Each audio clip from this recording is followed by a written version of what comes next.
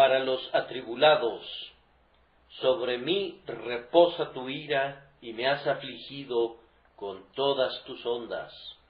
Salmo 88, 7. La responsabilidad de un pastor consiste no sólo en cuidar a las ovejas felices, sino también en buscar a las enfermas del rebaño y dedicarse de todo corazón a su consuelo y socorro. Siento, por tanto, que hago lo correcto cuando me pongo como especial objetivo hablarles a aquellos que están atribulados. Aquellos de ustedes que son felices y se regocijan en Dios, llenos de fe y seguridad, pueden muy bien soportar un sermón dirigido a sus hermanos más débiles. Inclusive pueden estar alegres y agradecidos de irse sin su correspondiente porción, para que aquellos que están deprimidos en espíritu puedan recibir una doble medida del vino de la consolación. Es más, yo no estoy seguro que inclusive el cristiano más feliz se vea afectado al recordar los días de oscuridad que se escabullen aprisa, porque son muchos.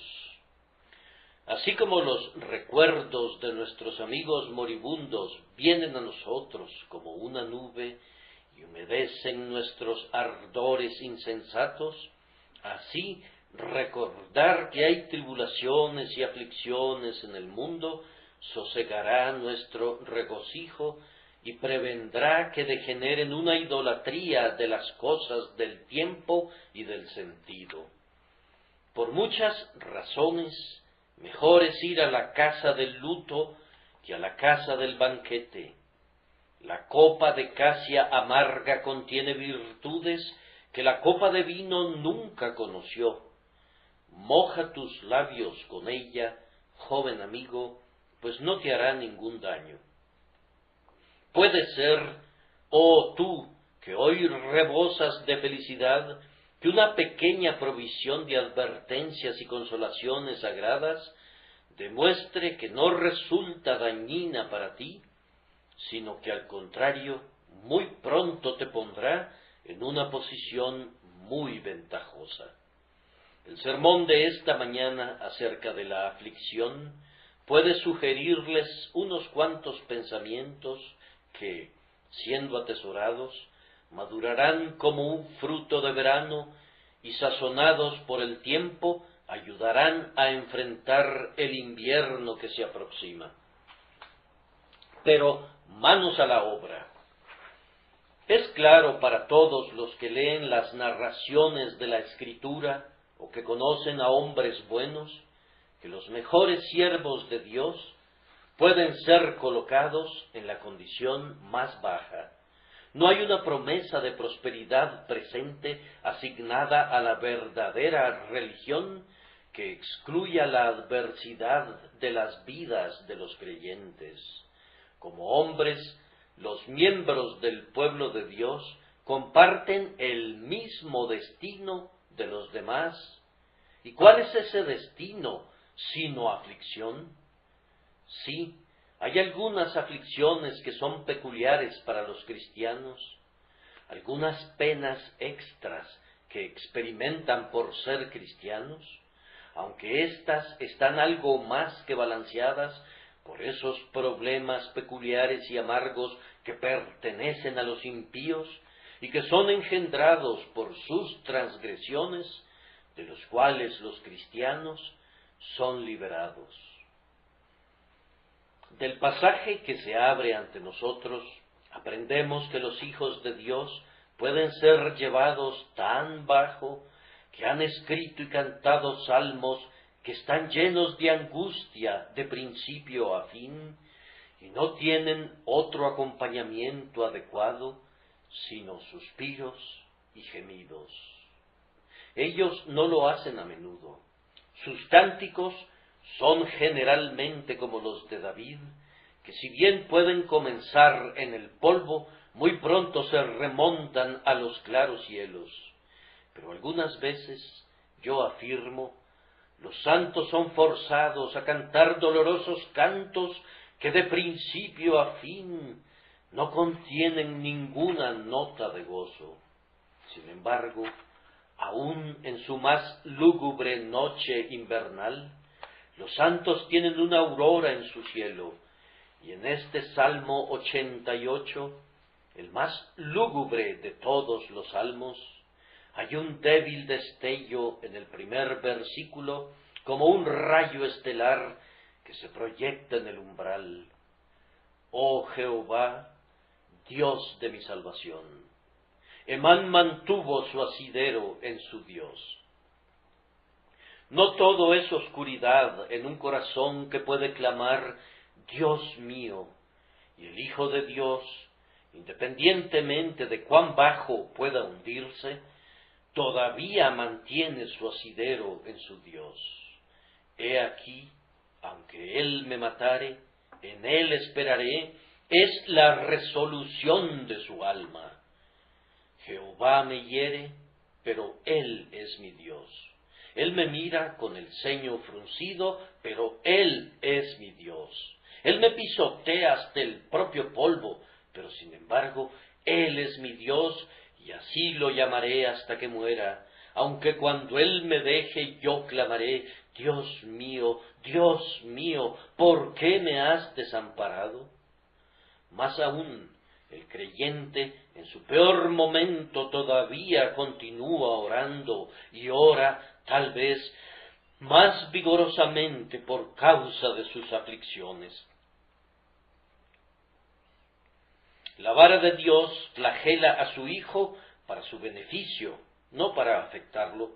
Nuestras penas son olas que nos arrastran a la roca. Este salmo está lleno de oración y está igualmente endulzado con súplicas, así como salado con aflicción. Llora con la reina Níobe, pero está de rodillas y tiene sus ojos mirando a lo alto. Ahora, mientras un hombre pueda orar, nunca estará demasiado lejos de la luz. Él está junto a la ventana, aunque tal vez las cortinas todavía no hayan sido descorridas. El hombre que puede orar tiene la clave en su mano para escapar del laberinto de aflicción. Como los árboles en el invierno, podemos decir del hombre que ora cuando su corazón está grandemente atribulado, como el roble y la encina, que al ser cortados, aún queda el tronco. La oración es el aliento del alma, y si respira, vive, y viviendo, nuevamente acopiará fuerzas. Un hombre debe tener verdadera vida eterna en su interior, mientras pueda continuar orando, y mientras tal vida exista, hay una esperanza garantizada. Sin embargo, el mejor Hijo de Dios puede ser el mayor doliente, y sus sufrimientos pueden parecer aplastantes, destructivos y sobrecogedores. También pueden ser tan prolongados que lo pueden acompañar toda su vida, y su amargura puede ser intensa. Este lúgubre salmo nos enseña todo eso y mucho más. Demos primero, en seguimiento a nuestro tema, una exposición del texto, y luego una breve exposición de los beneficios de la aflicción. Voy a esforzarme, mediante unas pocas observaciones, para explicar el texto. En primer lugar, su fuerte lenguaje sugiere el comentario de que los santos atribulados son muy inclinados a exagerar sus aflicciones. Yo creo que todos nos equivocamos en esa dirección y estamos muy inclinados a decir, yo soy el hombre que ha visto aflicción. El hombre inspirado por Dios que escribió nuestro texto fue tocado por esta común debilidad, pues exagera su caso. Lean sus palabras. Sobre mí reposa tu ira. No me cabe la menor duda de que Emán quería decir, ira en su peor sentido. Él creía que Dios estaba verdaderamente enojado con él y lleno de ira hacia él, inclusive como él está airado con los impíos. Pero eso no era verdad. Como lo mostraremos de inmediato, hay una diferencia muy importante entre la ira de Dios con sus hijos y la ira de Dios con sus enemigos. Y no creemos que Emán haya tenido suficiente discernimiento de esa diferencia, de la misma manera que tememos que muchos hijos de Dios aún ahora la olvidan y por tanto piensan que el Señor los está castigando de acuerdo a estricta justicia y los está hiriendo como si Él fuera su verdugo. Ah, si los pobres creyentes anonadados pudieran ver esto, ellos aprenderían que eso mismo que ellos llaman ira es únicamente amor en su propia sabia manera, que busca su mayor bien. Además, el salmista dice, sobre mí reposa tu ira. Ah, si Emán hubiera sabido lo que era tener la ira de Dios reposando sobre él, habría retirado esa palabra, pues toda la ira que alguien puede sentir jamás en esta vida no es nada comparable a que Dios haga reposar su dedo meñique. Es en el mundo venidero que la ira de Dios reposa sobre los hombres.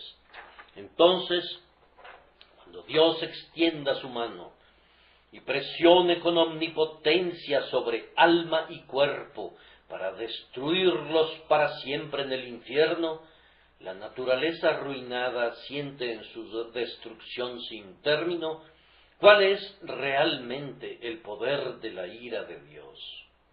Aquí, la verdadera presión lastimante de la ira es desconocida, y especialmente desconocida por un hijo de Dios.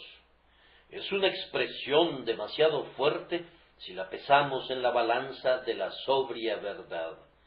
Sobrepasa al hecho, aunque se tratara del hombre más lleno de pesares que la expresara sobre la tierra. Luego Emán agrega, y me has afligido con todas tus ondas, como si fuera un náufrago sobre el cual rompen todas las olas, y el océano entero, y todos los océanos estuvieran volcados con plenitud contra él, como el único objeto de su furia. Su barca ha sido arrastrada a la costa, y todos los rompientes se estrellan contra él. Uno tras otro saltan sobre él como bestias salvajes, hambrientos como lobos, ávidos de devorarlo como leones. Me parecía que ninguna ola se desviaba, que ninguna onda derrochaba su fuerza en otro lado, sino que la larga fila de rompientes rugían sobre él como el único objeto de su ira. Pero no era así. Todas las ondas de Dios no se han estrellado contra ningún hombre, excepto únicamente sobre el Hijo del Hombre.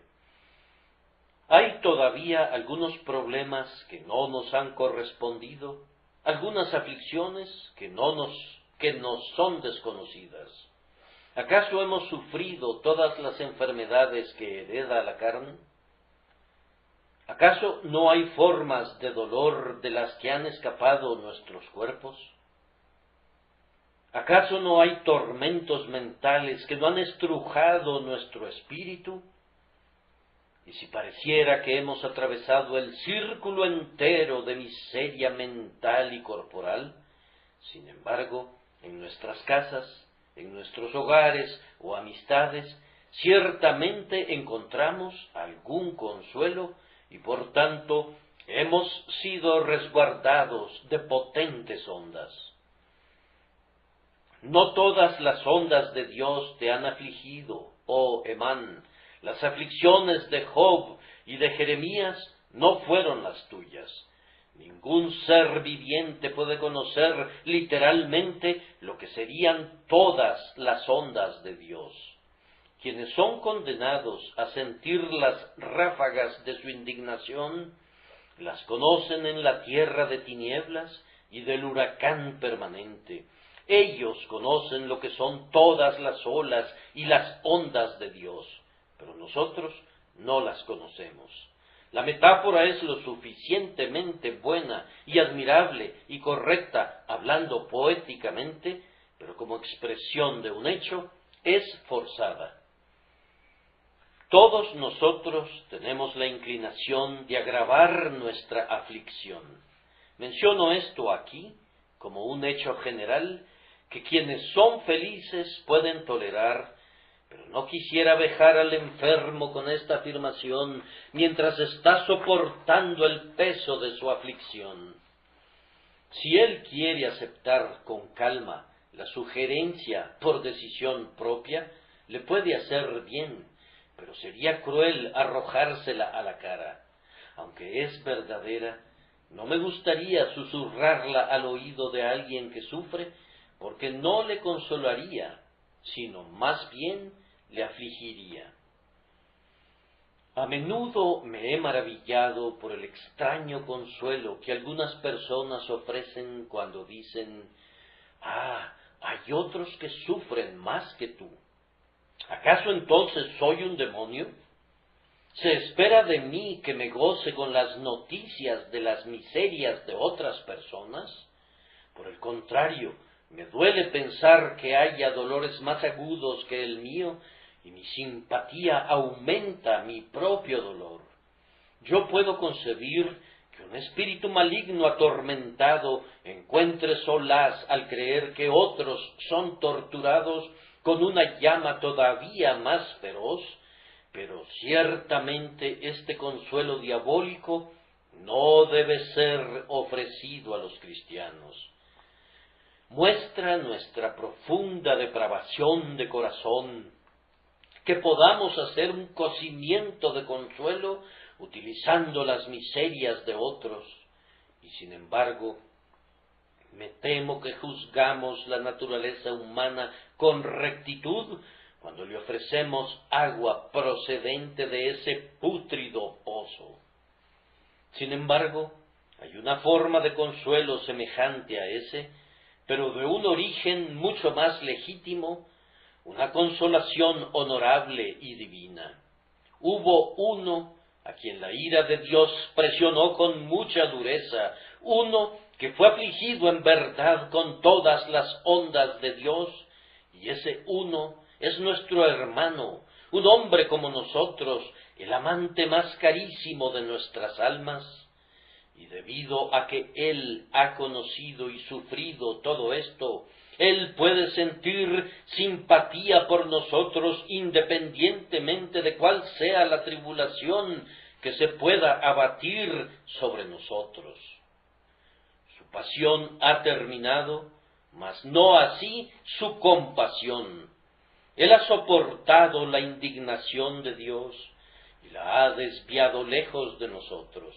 Las ondas han perdido su furia y gastaron su fuerza sobre él, y ahora él se sienta sobre las inundaciones, sí, se sienta como rey por siempre y para siempre.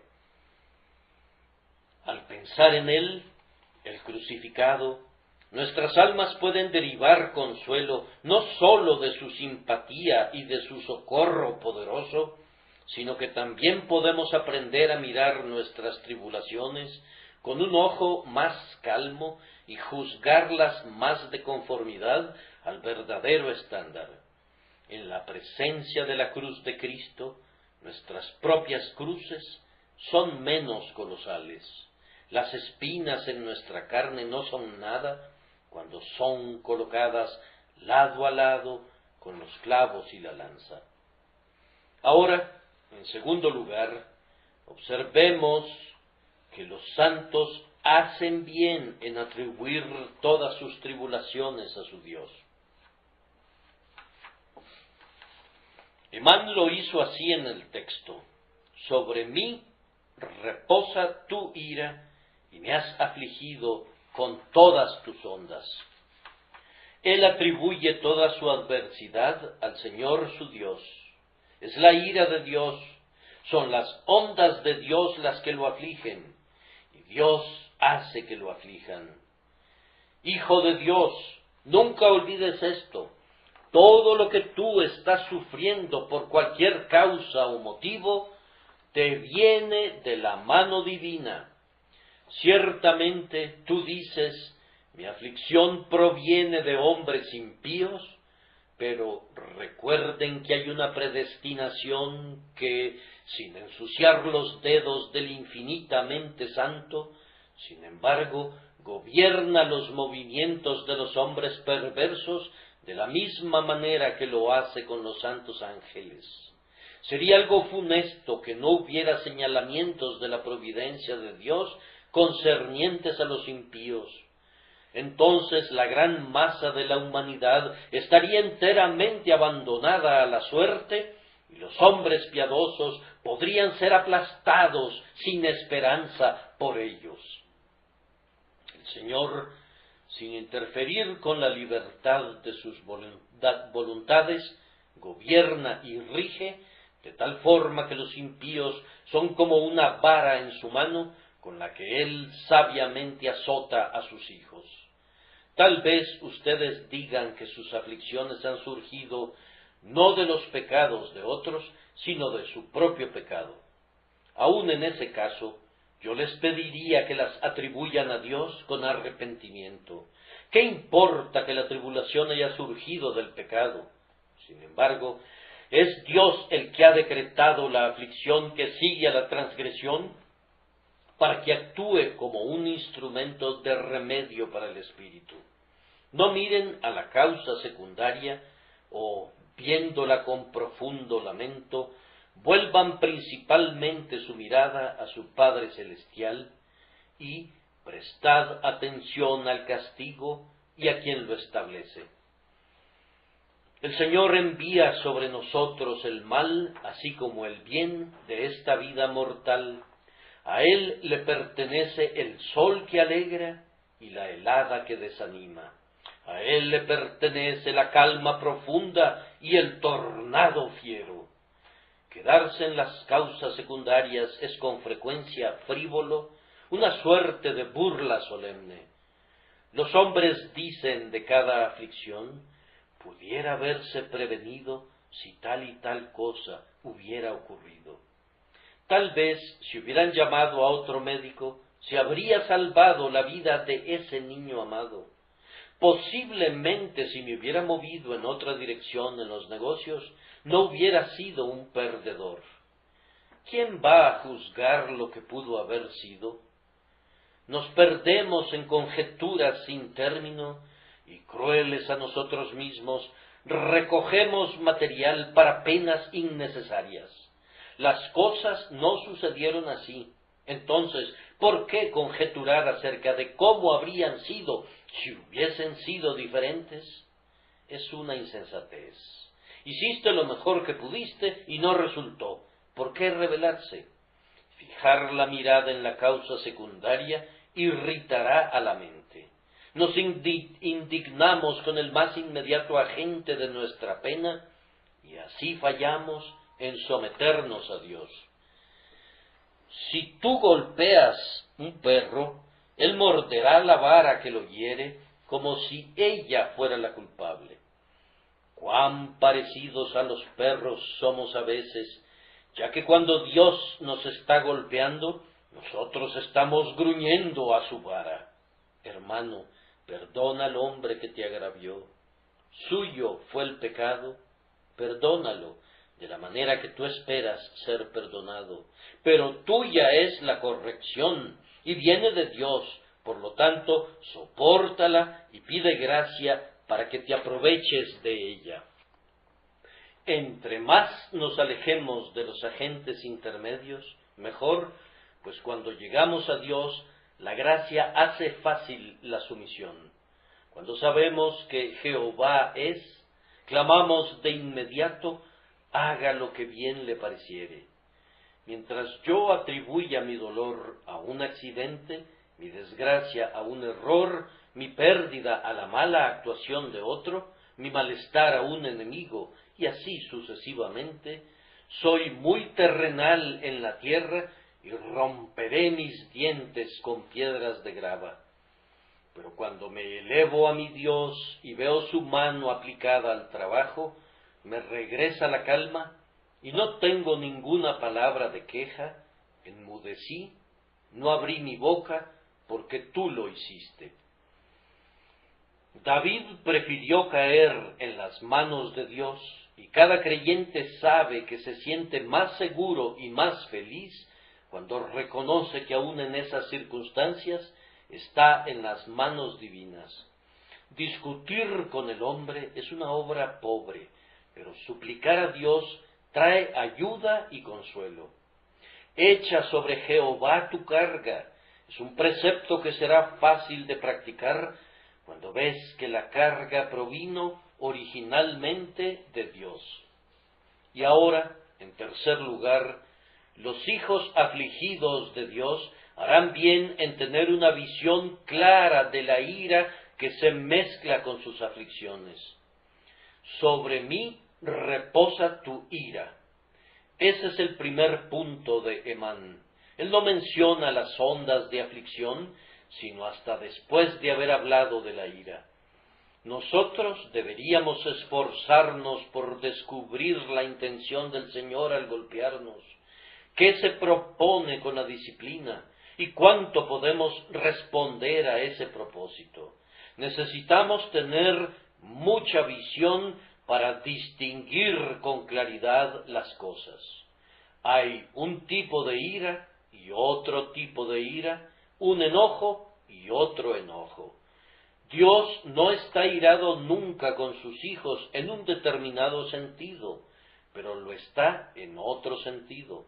Como hombres, todos hemos desobedecido las leyes de Dios, y Dios se presenta ante nosotros en una relación de juez. Como un juez, Él debe aplicar sobre nosotros los castigos de su ley, y debe, por necesidad de su naturaleza, estar airado con nosotros por haber quebrantado la ley. Eso concierne a toda la raza humana. Pero en el instante que un hombre cree en el Señor Jesucristo, sus ofensas ya no son ofensas, son colocadas sobre Cristo Jesús, el sustituto, y la ira se va junto con el pecado. La ira de Dios por los pecados de los creyentes se ha consumido en Cristo. Cristo ha sido castigado en lugar de ellos. El castigo debido a sus pecados ha sido soportado por Jesucristo. No permita Dios que el juez de toda la tierra sea injusto alguna vez.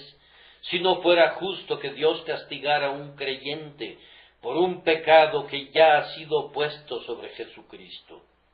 Por esto, el creyente está totalmente libre de toda responsabilidad de sufrir la ira judicial de Dios y de todo riesgo de recibir una sentencia punitiva procedente del Altísimo.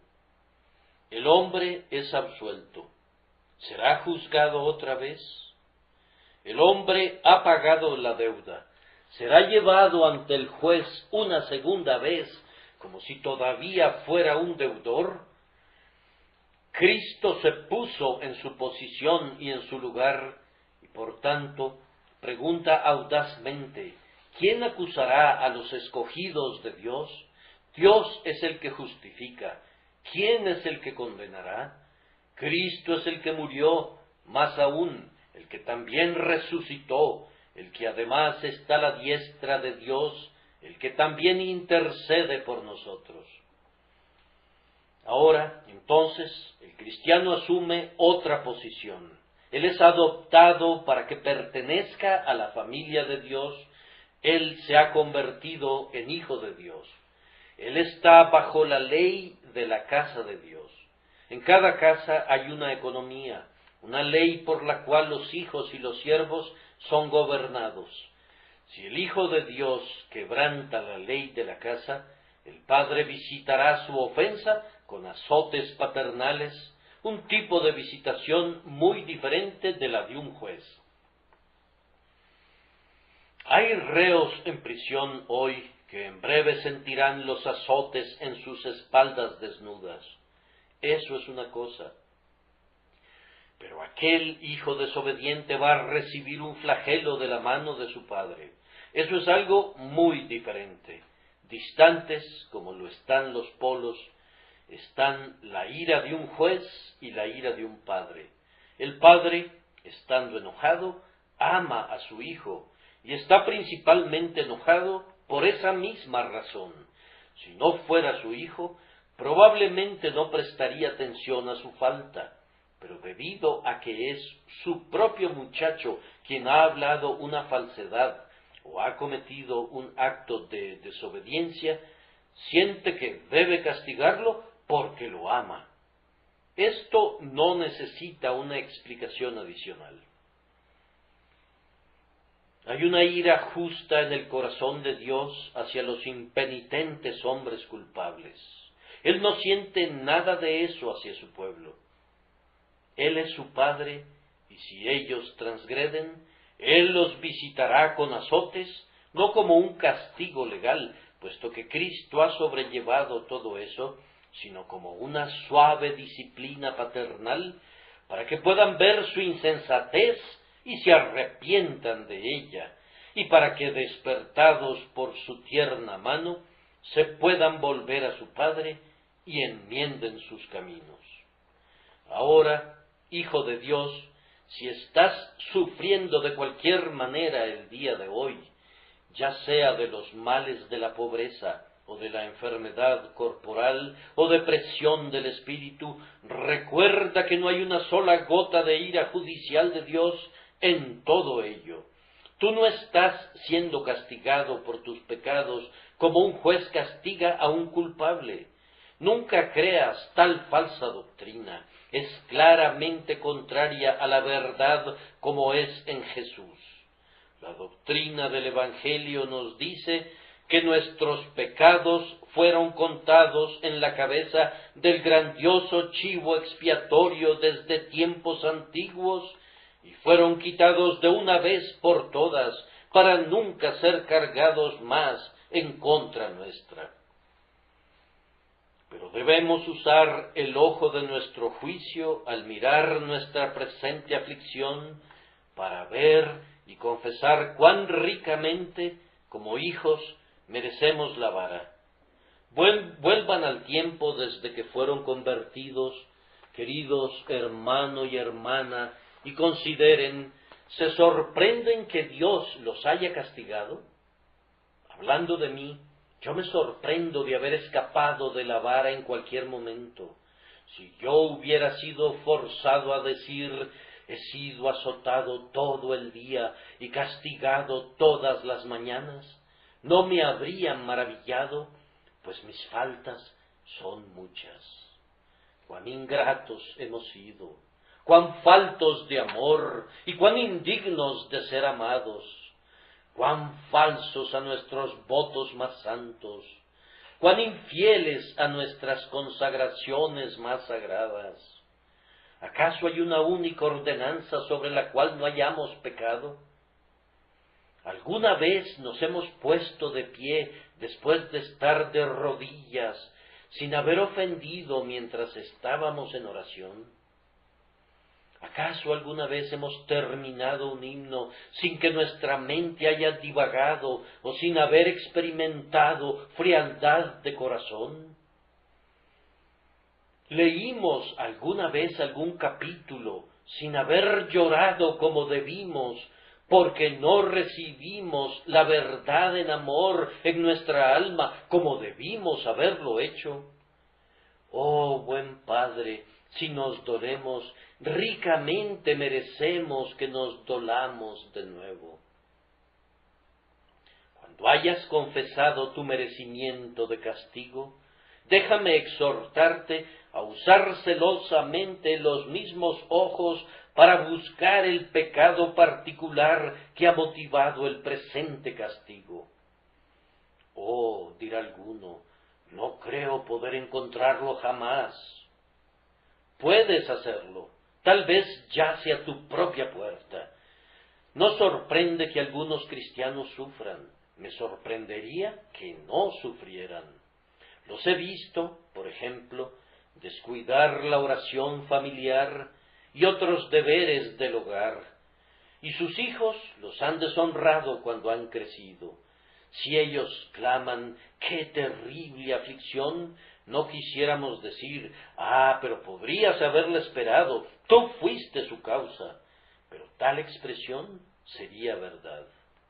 Cuando los hijos han abandonado el techo paterno y se han entregado al pecado, no nos hemos sorprendido cuando el padre ha sido duro, agrio y áspero de carácter. Nosotros no esperábamos recoger higos de los espinos o uvas de los abrojos. Hemos visto algunos hombres cuyo único pensamiento era gana dinero, y sin embargo han profesado ser cristianos. Tales personas han sido inquietas e infelices, pero eso no nos ha sorprendido. ¿Quisieran que el Señor tratara liberalmente con tales tacaños insolentes? No, si ellos caminan indócilmente con Él, Él se mostrará indócil hacia ellos. Hermano, las raíces de tus problemas pueden deslizarse bajo tu puerta donde yace tu pecado. Busca y mira. Pero algunas veces la causa de tu disciplina yace un poco más lejos.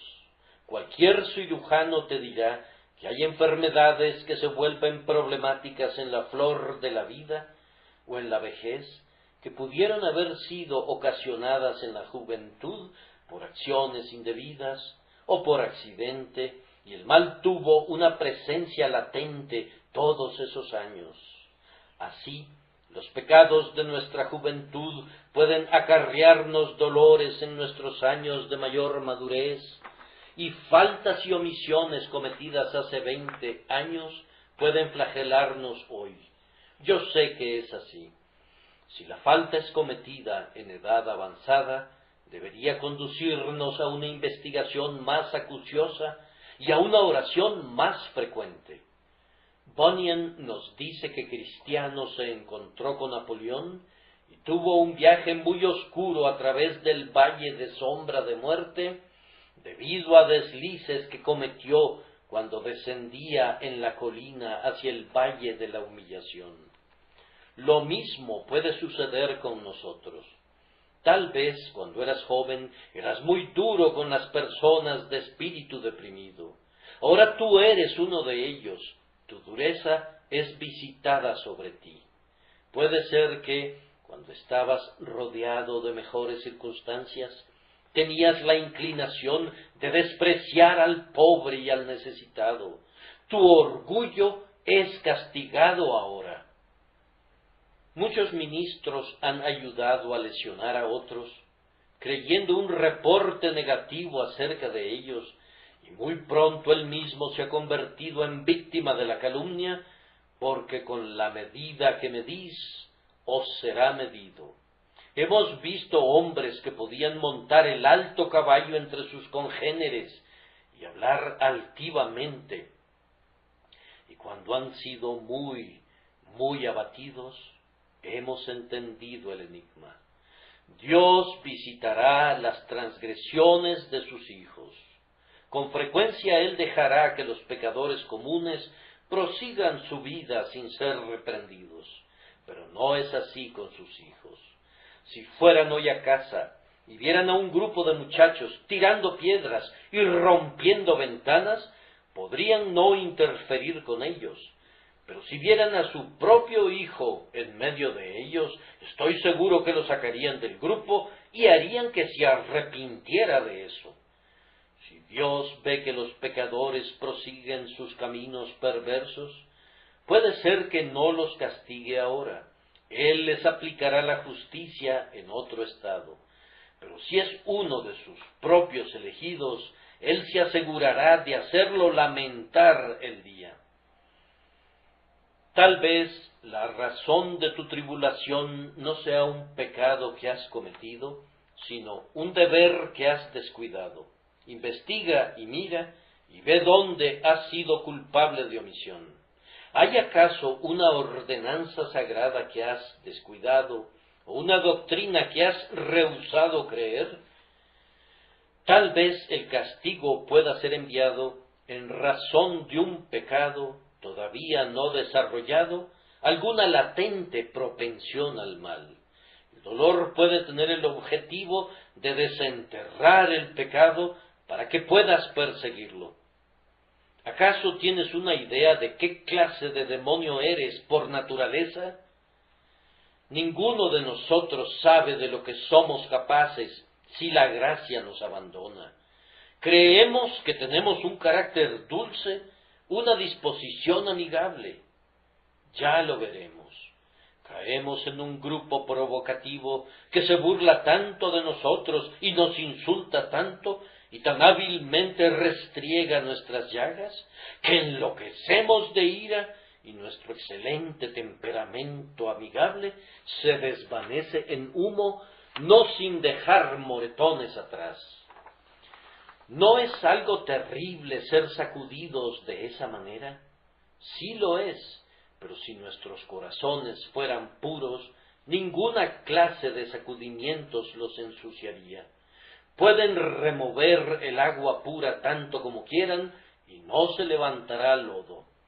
La depravación es mala cuando es vista, pero era lo mismo de mala cuando no era vista. Puede ser una gran ganancia para un hombre saber qué pecado habita en él, pues entonces se humillará ante su Dios y comenzará a combatir sus tendencias. Si jamás hubiera visto la inmundicia, nunca habría barrido la casa. Si jamás hubiera sentido el dolor, la enfermedad habría acechado dentro, pero ahora que siente el dolor, acudirá con prontitud al remedio. Algunas veces, por tanto, la tribulación puede ser enviada para que podamos discernir el pecado que habita en nosotros y podamos buscar su destrucción. ¿Qué haremos hoy si estamos bajo los golpes de la mano de Dios, sino humillarnos ante Él? Y vamos como culpables deseando confesar exhaustivamente el pecado particular que pudo haberlo conducido a castigarnos, apelando a la preciosa sangre de Jesús para obtener perdón y al Espíritu Santo para tener poder para dominar nuestro pecado. Cuando hayan hecho eso, permítanme darles una palabra de advertencia antes de abandonar este punto. No esperemos, cuando tenemos problemas, que percibamos algún beneficio inmediato que se derive de ellos.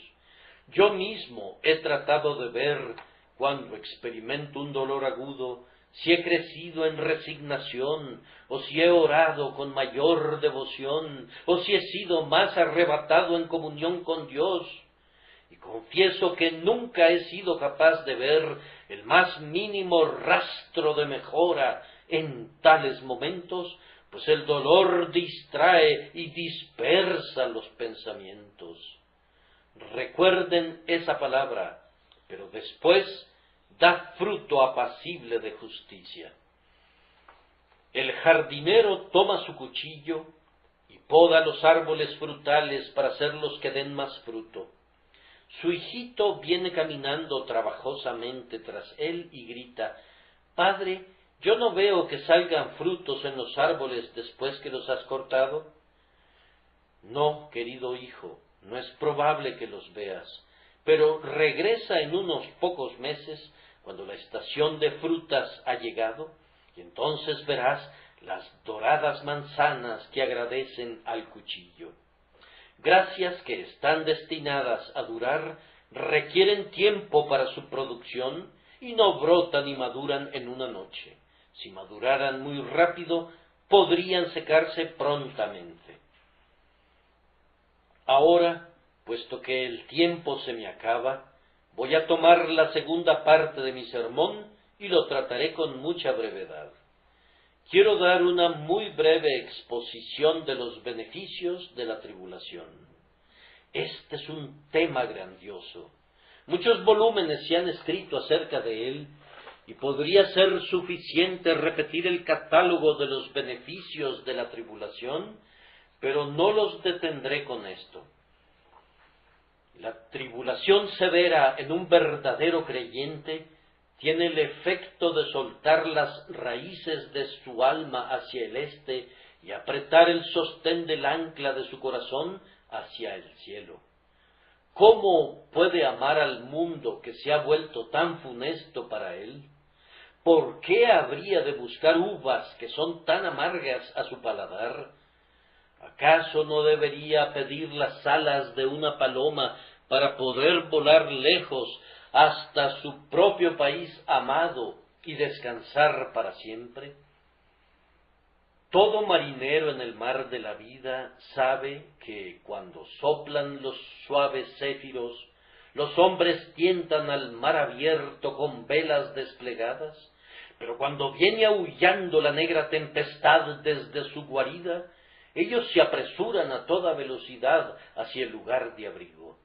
Las aflicciones cortan nuestras alas en relación a las cosas terrenales, de tal forma que no podemos volar lejos de la mano de nuestro amado Señor, sino que nos acurrucamos allí y le cantamos.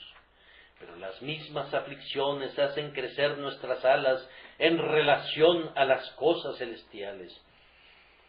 Somos emplumados como águilas, se posesiona de nosotros un espíritu de elevación.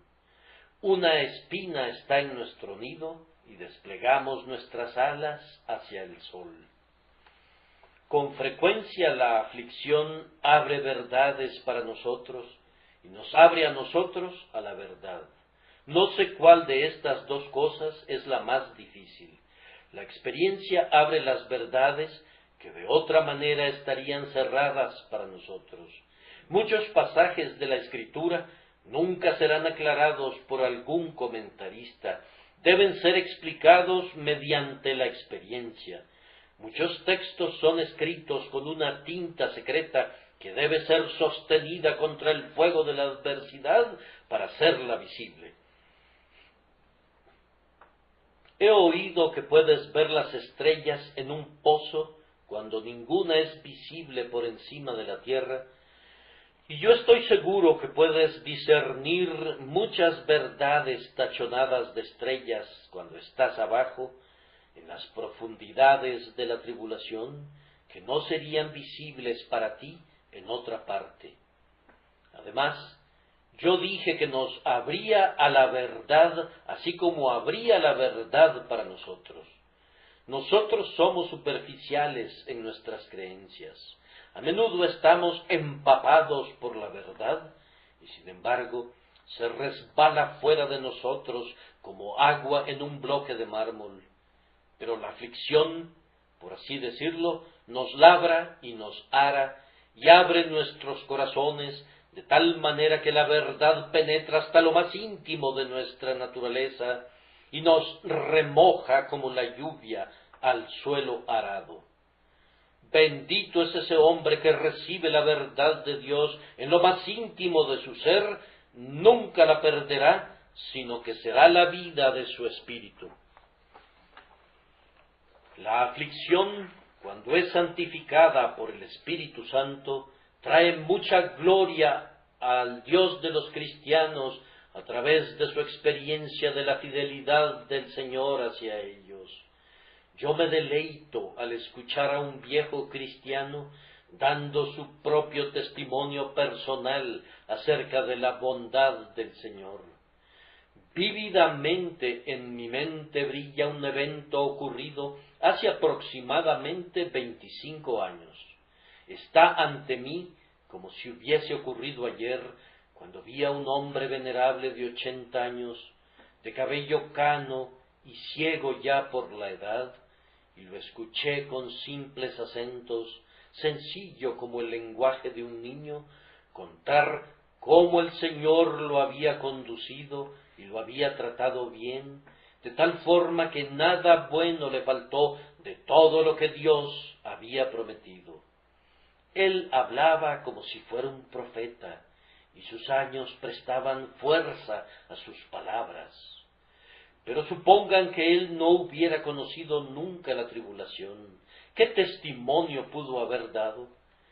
Si hubiera estado cubierto de lujos y nunca hubiera soportado el sufrimiento, pudo haber estado allí mudo y hubiera sido tan útil como si hubiera hablado. Nosotros debemos ser probados, o no podremos engrandecer la fidelidad de Dios, quien no abandonará a su pueblo. Además, la aflicción nos da, por medio de la gracia, el inestimable privilegio de la conformidad al Señor Jesús. Oramos para ser como Cristo, pero ¿cómo podremos serlo si no somos para nada varones de dolores y no nos volvemos experimentados en quebranto?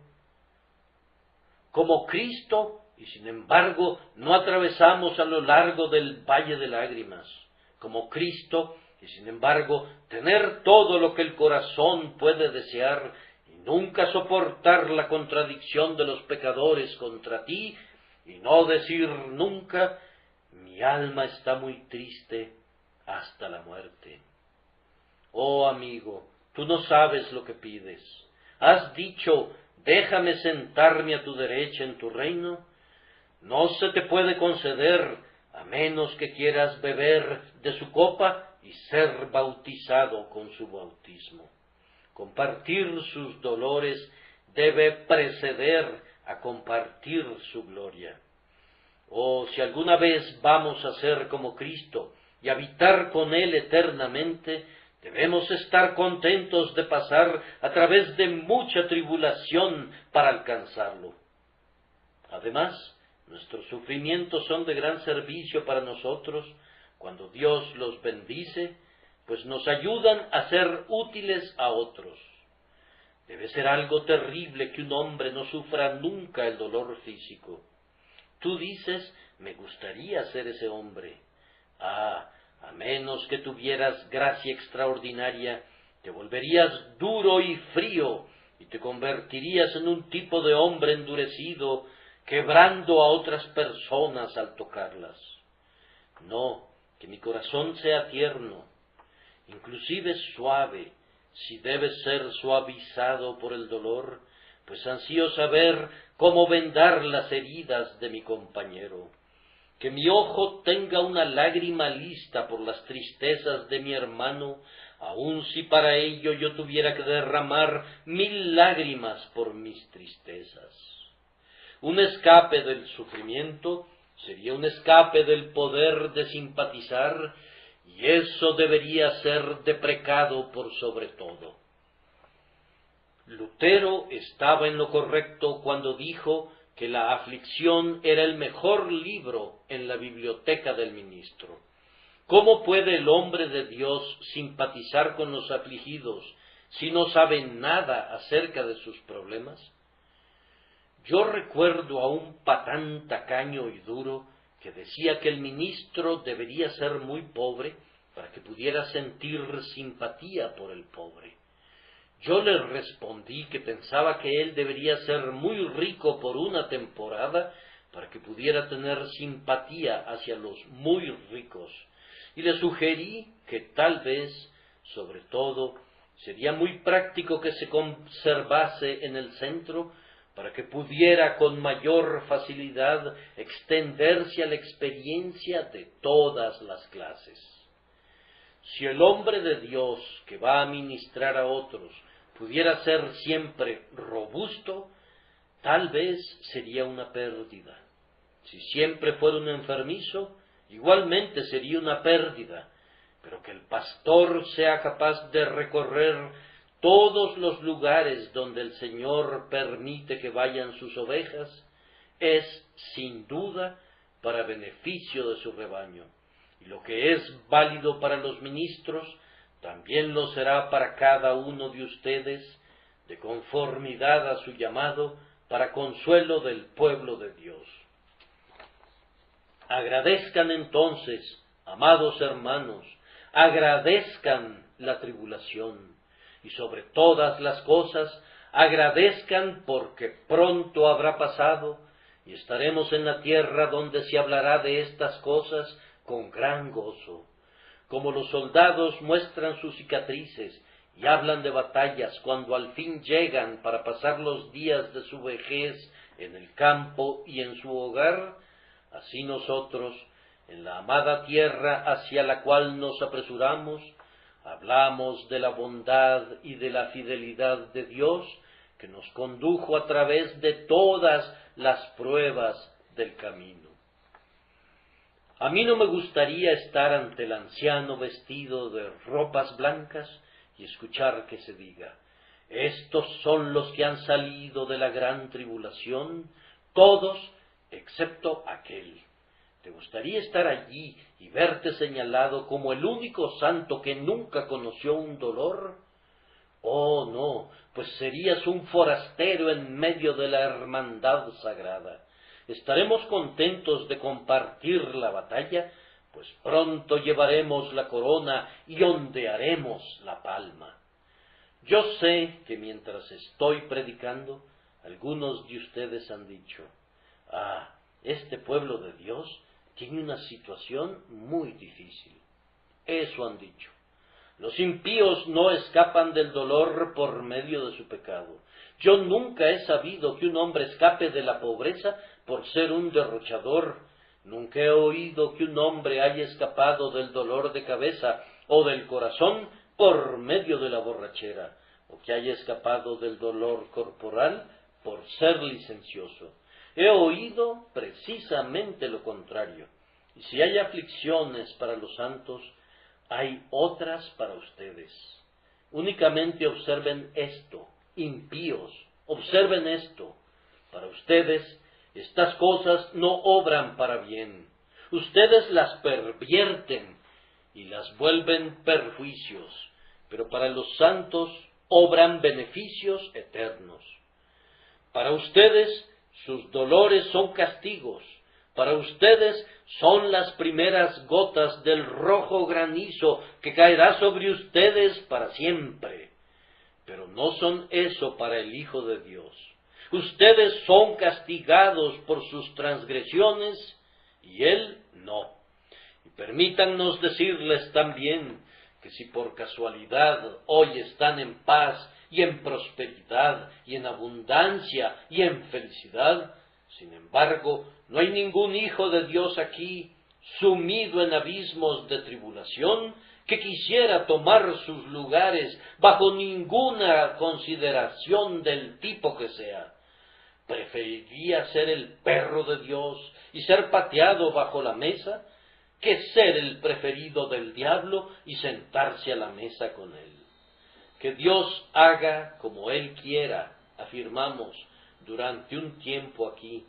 Creemos que nuestro peor estado es superior al mejor de ustedes.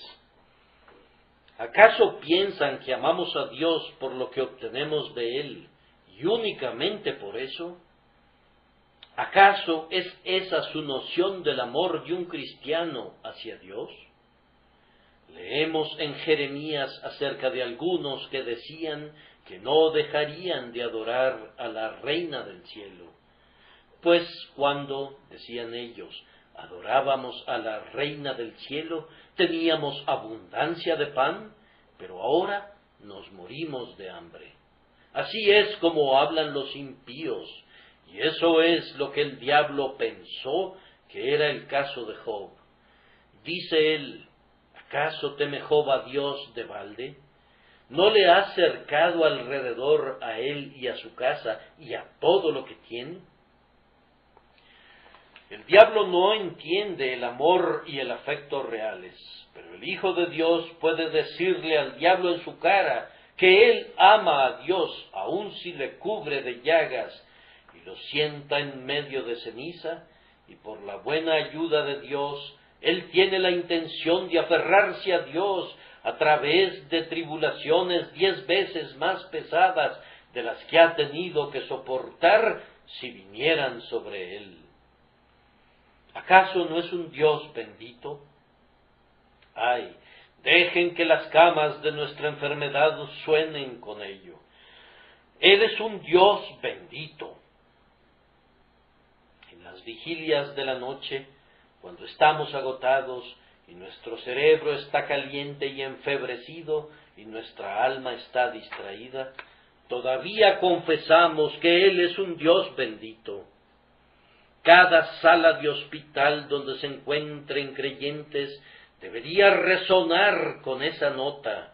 Un Dios bendito, ¡ay, eso es Él!, dice el pobre y el necesitado el día de hoy. Y eso dicen todos los pobres de Dios a través de toda la tierra. Es un Dios bendito. ¡Ay!, dice su pueblo moribundo, aunque Él nos matare, bendeciremos su nombre. Él nos ama y nosotros lo amamos. Y aunque todas sus ondas nos aflijan y su ira repose sobre nosotros, no cambiaríamos nuestro lugar con reyes en sus tronos si ellos no tienen el amor de Dios. Oh pecador, si Dios aflige a un hijo suyo tan pesadamente, Él te golpeará un día. Y si a quienes ama somete a la aflicción, ¿qué hará con quienes se rebelan contra Él y lo odian? Honrad al Hijo para que no se enoje y perezcáis en el camino, pues inflama de pronto su ira. Bienaventurados todos los que en Él confían. Que el Señor les bendiga y los conduzca a los lazos de su pacto, por Cristo nuestro Señor. Amén.